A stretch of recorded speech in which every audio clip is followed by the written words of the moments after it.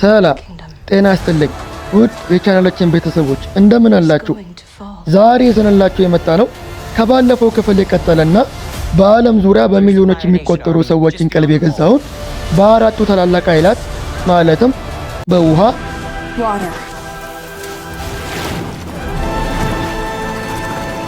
በመሬት፣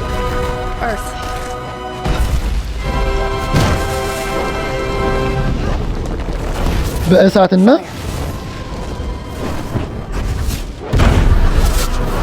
በአየር ግዛቶች መካከል የሚደረገውን ገራሚ ፍልሚያ የምናይበትን በቅርቡ ወጥቶ ከፍተኛ አድናቆት ያገኘውን አቫተር ዘ ላስት ኤርቤንደር ሁለተኛ ሲዝን ሙሉ ታሪክ ነው። የእያንዳንዱ ትዕይንት በጥበብ የተሞላ ፍጹም ያልተጠበቁ ክስተቶች የሚታዩበትና ስሜትን በከፍተኛ ሁኔታ የሚገዛ በመሆኑ እስከ መጨረሻው ሰከንድ ድረስ አብራችሁን ቆዩ። ወደ ታሪኩ ከመግባታችን በፊት ቪዲዮውን ላይክ፣ ቻናሉን ደግሞ ሰብስክራይብ ማድረጋችሁ እንዳትረሱ።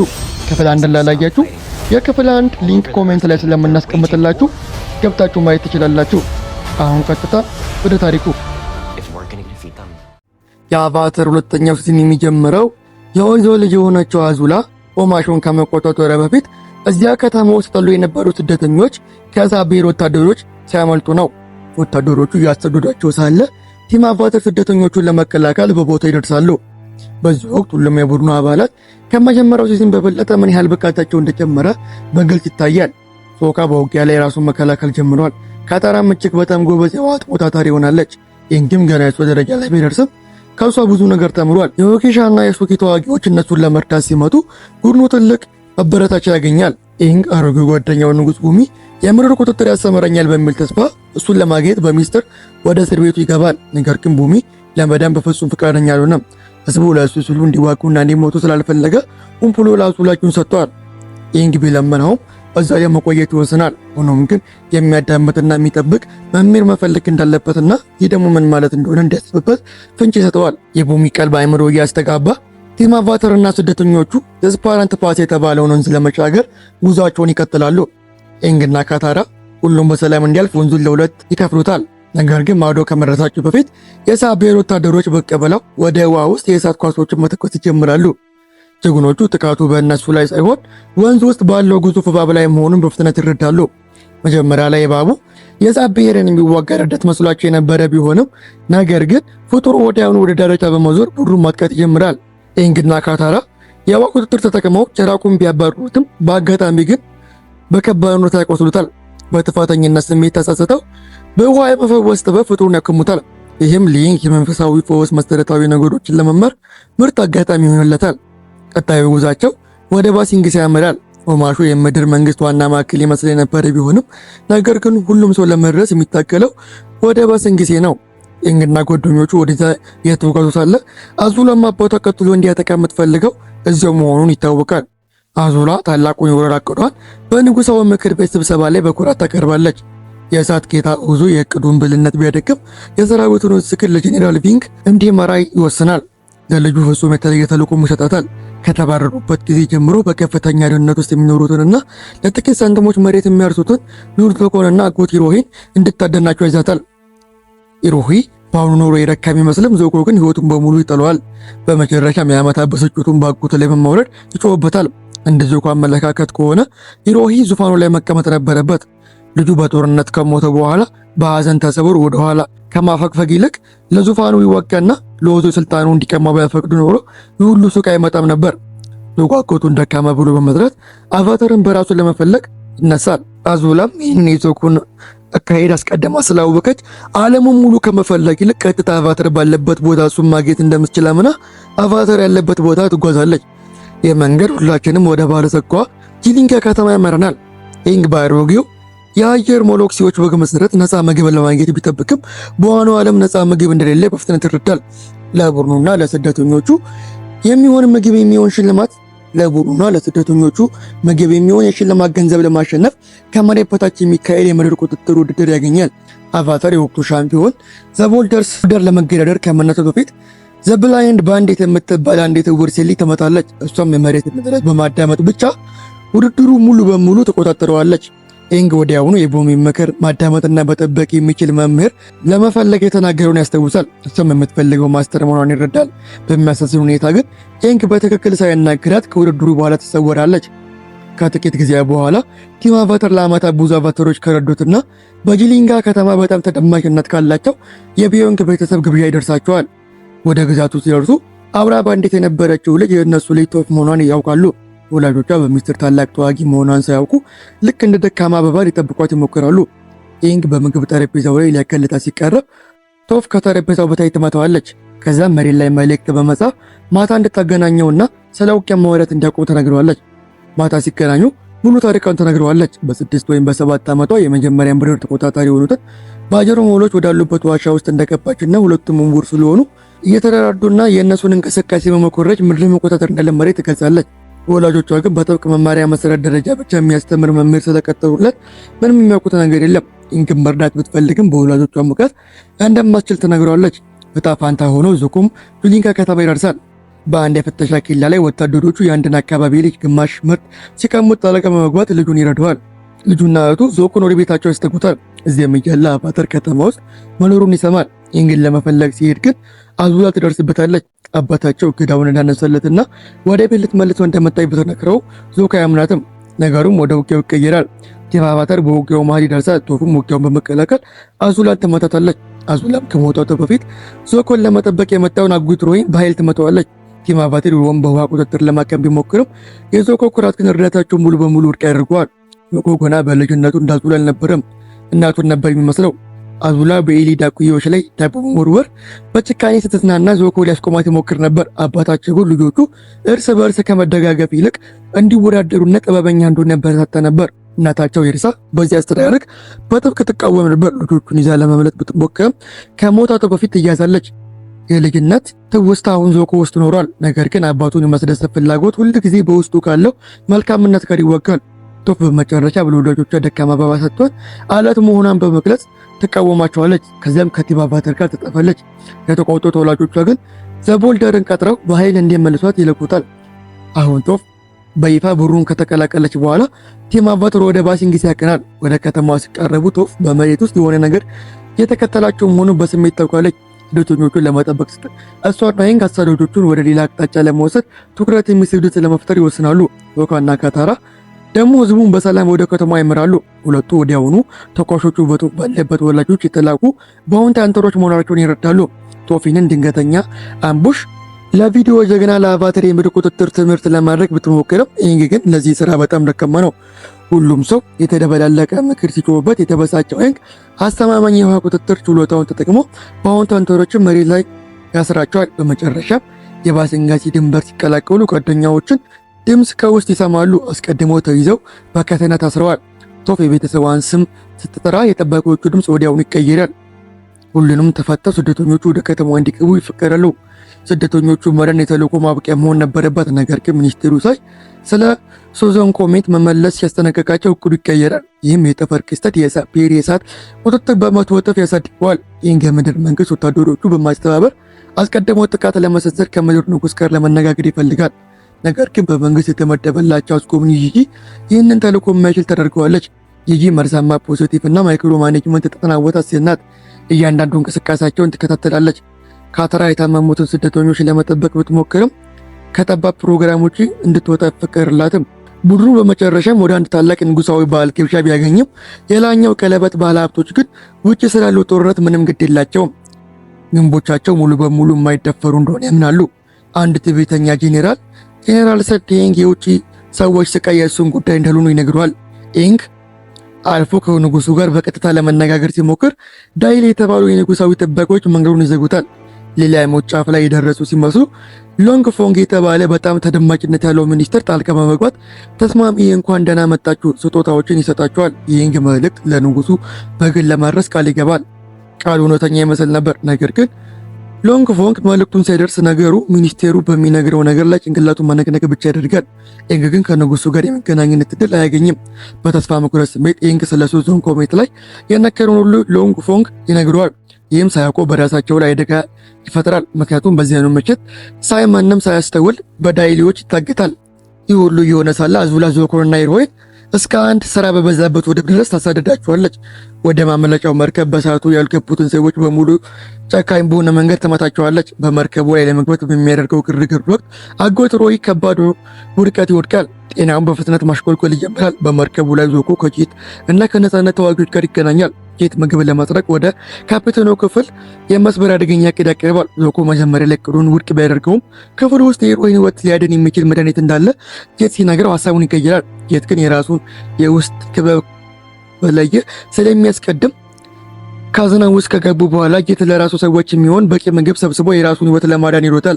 ቀሪው ቡድን ግን ጥሏቸው ይሄዳል። ዞኮ የቀሩትን የነጻነት ተዋጊዎች ከተተወ ቦታ በላይ አቅርቦ እንዲያመልጡ በመርዳት እውነተኛ መሪም እንደሚመስል ያሳያል። የተሰረቀውን ምግብ በመርከቡ ላይ ላሉት ለተራቡ ስደተኞች ያከፋፍላል። ይህ የጀግንነት ተግባር ጄትን በተፈታኝነት ስሜት ውስጥ ሲጥለው፣ ቀሪዎቹ ተሳፋሪዎች ግን ዞኮ በአክብሮት መመልከት ይጀምራሉ። ዞኮ ከራሱ የተሻለ ስሜት ቀድሞ መዋጋቱን አቁሞ ከራሱ መንገድ መውጣት ብቻ ነው የሚጠበቅበት። ዞኮ እኮ ጥሩ ሰው ነው። ምን እንደሆነ አናውቅም እንደዚህ የሚያደርገው ጤነኛ ብቻ አይመስለኝም። ለማንኛውም እንቀጥል። በባሲንግ ጊዜ ሳይ መጥፋቱ ሳይታወቅ ቀናት ያልፋሉ። ዞካ ከደጃፍ ስር ማስታወሻዎችን ቢጥልም ማንም መልስ አያገኝም። ዝም ብሎ ስራ በዝቶበት እንደሆነ ያስባል። ኢንግ ከተስማሙ ሚኒስቴር ጋር ብዙ ጊዜ እያሳለፈ ነው። የቁጥጥር ችሎታውን በእውነት እያደገ ነው። ሆኖም ግን አሁንም ሊሰብረው የማይችላቸው አንዳንድ ግንቦች አሉ። ማስተዋል የማይችለው ነገር መቆጣጠር አይችልም። ማየት ላይ ያለው ጥገኝነት ደግሞ ሌሎች ችሎታቸውን ሙሉ በሙሉ እንዳይጠቀሙ ያግደዋል። ካታራ ማታ ማታ የውክሻ ተዋጊዎችን መስላ በፊቷ ላይ ቀለም በመቀባት ጂጂ በምትገኝበት ሰዓት በታችኛው ቀለበት ያሉትን ሰዎች በዝምታ ትረዳለች። ምን እየተከሰተ እንዳለ በመጨረሻ የማይስጠነቀቃቸው ሶካ በፓርቲው ላይ ያገኘውን ፕሮፌሰር ሴድ ነው። ሶካ ሳይ ለአንድ ሳምንት መልስ እንዳልሰጠ ሲናገር ፕሮፌሰር ሴድ በባሲንግ ሰዎች ሁልጊዜ እንደሚጠፋ ይነግረዋል። በጣም ብዙ ጥያቄዎችን ከጠየቀ ወይም ሰላምን ሊያደፈርስ የሚችል መረጃ ከያዝክ ዲውሊዎች ይመጡብሃል ይለዋል። ሎንግ ፎንግ ለቲም አቫተር ሳይ ቀደም ሲል ለሳፒር ስለላ እንደተመሰለ ይነግራቸዋል። ይህንግ በእሱ ላይ ያለውን እምነት እንዲቀጥል የተደረገ ከፊል ውሸት ነበር። ይህንግ በተንኮሉ ቢሸወድም በመንገድ ላይ አንድ ሰው እንቅስቃሴውን እየተከታተለው መሆኑን ያስተውላል። ከዛም የአየር ቁጥጥሩን ተጠቅሞ ተሪውን በማዞር ራሱ ሰላዩ መከተል ይጀምራል። ካታራ ይህ በሚሆንበት ጊዜ ጂጂ ልትዘናጋት ነበር። ነገር ግን ከተማ ውስጥ የተሰታየው ትኩረቷ ተከፋፍለው መንገዱን ትስታለች። ኢንግ ሰላዩን ይዟል። ሆኖም ግን ከቁጥጥር በስተጀርባ ያለው ጄኔራል ሰም መሆኑን ያውቃል። እሷ የእሱ ጠላቶች አይደለችም። የሳፒር ከግንቡ ውጪ የተሳሰበ መሆኑን ታውቃለች። በይፋ ተግባሩ ላይም ከተማዋ መስማት የምትፈልገው ነገር እየተጫወቱባት ነበር። ነገር ግን አደጋ እውነተኛ መሆኑን ለንጉስ ለማሳመን የአቫተር እርዳታ ያስፈልጋታል። እሷም ይህን የምታውቀውን ሁሉ እንድትነግረው ተጠይቀዋለች። እሱም ስለ ቁመቱና ስለሳ የሆነውን ሁሉ ይከፍላታል። ያኔ ነውሰን ያ ተስማሚ ሚኒስትር ሎንግ ፎንግ ሙሉ የዳይ ኔትወርክ የሚይዝ የአካባቢ መሪ መሆኑን የምትነግረው። ይህን በችኮላ አዲሱ ጓደኛውን ይከላከላል። ከንጉስ ጋርም ለመነጋገር ወደ ቤተ መንግስት ይሮጣል። ነገር ግን በሎንግ ፎንግ ይቆምና ሙሉ በሙሉ አዲስ አእምሮ በተዘጋጀ ጂጂ ይተዋወቃል። ይህም ከመጀመሪያው ጀምሮ እንደተጫወቱበት እንዲረዳ ይደርገዋል። የካታራ መንገድ ወደ ጄት ይመራል። እሱም በባሲንግ ጊዜ ጥገኝነት የተሰጣቸው የሳብ ብሔር ዜጎች ለማጥቃት ሲያቅድ ተሰማዋለች። ችግሩ የመጀመሪያው እንደ እሳት ብሔር በሰው ጎዳና ላይ ባሉት ቤት አልባ ሰዎች ላይ ጨካኝ በሆነበት ጊዜ ሱቆና የቡሊ ስፕሪት ማስክ አድርጎ ሲያጠቃው ነበር። ሰውየው ሱቅ በእሳት ተቃጠለ። ሰፈሩም ከዚያን ጊዜ ጀምሮ የሳፒር ስደተኞች ተጠያቂ እያደረገ ነው። የት ሊያባረራቸው ይፈልጋል። ዙኮንም ሊቀጥር ቢሞክርም እሱ ግን እምቢ ይለዋል። ነገሩ ወዴት እንደሚያመራ የተረዳው ዙኮ የሳፒር ቤተሰቦች እንዲሮጡ ያስጠነቅቃቸዋል።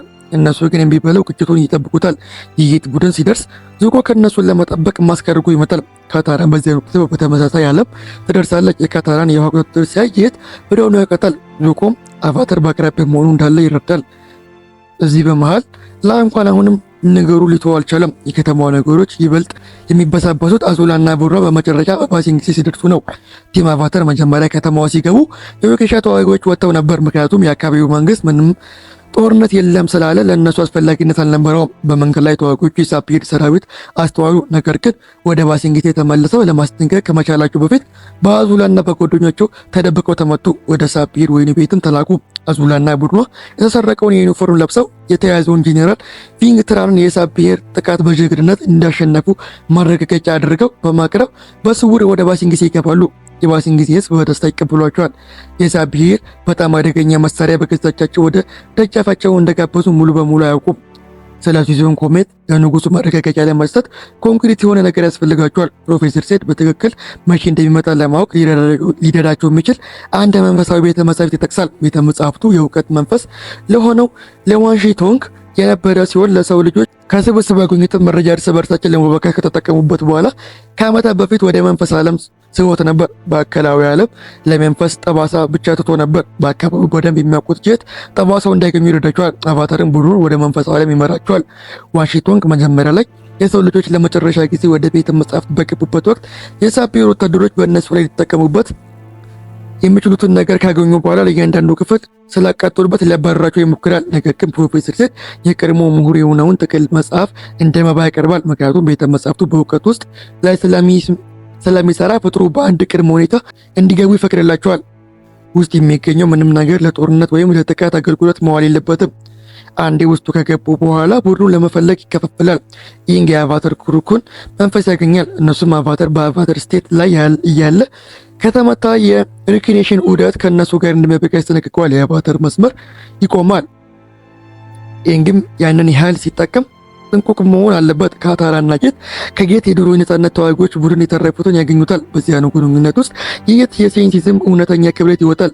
አብዛኞቹ ጓደኞች በጦርነት አልቀዋል። እውነተኛ ጦርነት ሌላ ነገር መሆን እስኪያዩ ድረስ ዝግጁ እንደሆኑ ያምኑ ልጆች ነበሩ። ጄትም ከዚያን ጊዜ ጀምሮ እነሱን ለሞት የሚመሩት የጥፋተኝነት ስሜት ተሸክመዋል።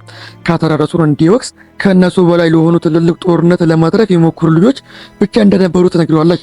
ታላቅ ግንኙነት ካልተጠበቀ አቅጣጫ ይመጣል። ቶፍ የአቫተር ኪዮቻን መንፈስ ታገኛለች። እሷም የሱዝን ኮሜት የእሳት ቁጥጥር ለአደጋ በሚያደርስ ደረጃ ቢያሳግደውም ዘ ዴድ ኦፍ ላክሰን የተባለ ፀሐይ ግርዶሽ ግን ተቃራኒ እንደሚያደርግ እና የእሳት ቁጥጥር ሙሉ በሙሉ እንደሚያጠፋው ትነግራቸዋለች። ያ የእነሱ መስኮት ነው።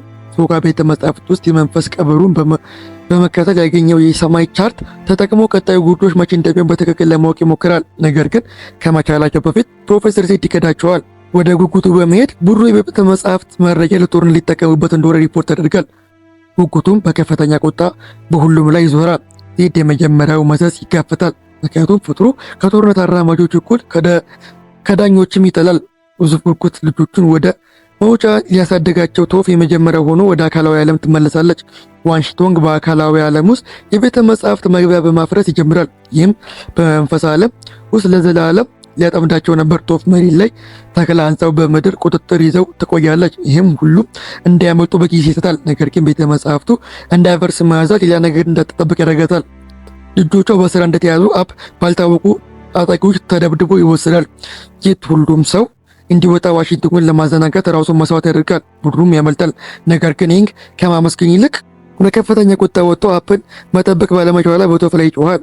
አሁን ግርዶሹ የሳፒርን ለመቃወም እውነተኛ ዕድል ስለሰጣቸው መረጃውን በቀጥታ ለመናገር ንጉስ ኩዊ ማድረስ አለባቸው። ጄኔራል ሰን ከቤተ መጻሕፍት ጠባቂዎች ለማሳለፍ በምትጠቀምበት የወይን ጋሪ ውስጥ ይደበቃሉ። ንጉስ ሎንግፉንግ እንዲዘጋጅ በአይነት ውስጥ ሆኖ ይገኛል።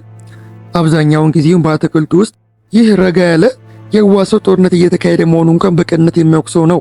ቲም አቫተር እውነቱን ሲነግሩት ሎንግፉንግ ይደርሰልናል፣ እያንዳንዱ ቃላቸውን ያፈርሰዋል። የካታራ የኩዌሻ ተዋጊዎች ቫሌንታይንና ትልቆች በቦታቸው ቀለበት ረብሻ እንዲፈጥሩ ይነሳል። የቶፍ ቤተሰቦች ለእሳት ብሔር ማሽኖች እንደሚያቀርቡ ይገለጣል። ሳይል ለእሳት ብሔር መረጃ ሰጪ እንደሆነ ይሰማል። ሶካም የእሱ ጓደኛ እንደነበር ያሳያል።